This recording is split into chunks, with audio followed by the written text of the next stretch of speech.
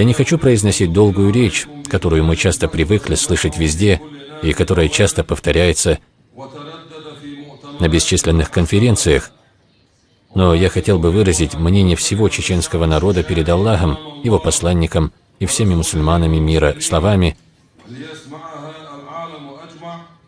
Иерусалим – это кибла мусульман. Иерусалим – это столица Палестины. Эти слова должны звучать и повторяться во всех домах мусульман и утром, и вечером. Эти слова истина, а не просьба, о которой мы просим, или желание, которое хотим достичь. Это подлинная истина, известная испокон веков.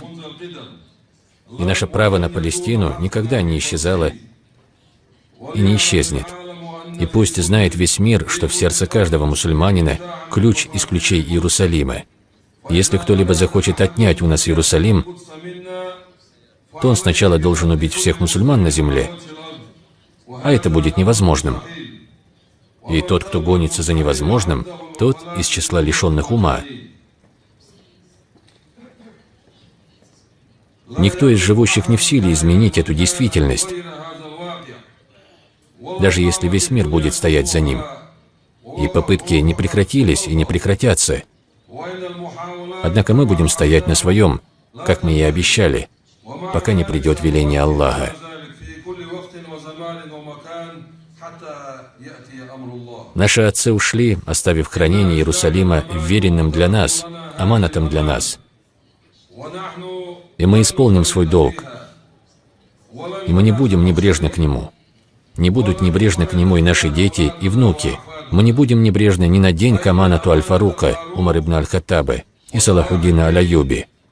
Я полагаю, что люди, враждующие с палестинцами, прекрасно об этом знают. Однако они заблуждаются, думая, что эти их попытки сделать Иерусалим еврейским когда-нибудь принесут им успех, когда-нибудь принесут им пользу. Нет, клянусь Аллахом, не бывать этому.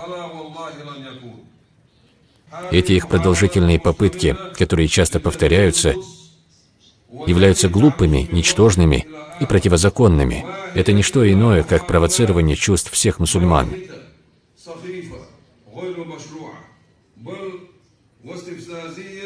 Мы никогда не будем приветствовать такое, и это не вызовет у нас ничего, кроме гнева. Мы будем стоять против любых таких попыток.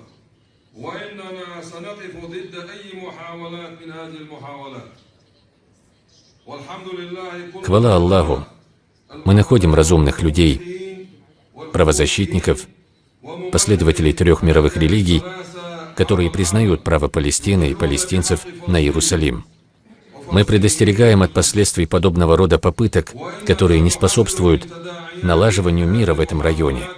Наоборот, эти попытки все сильнее накаливают обстановку в районе и могут привести к столкновениям, и приведут к столкновениям, которые не вынесет и Иерусалим, и соседние государства.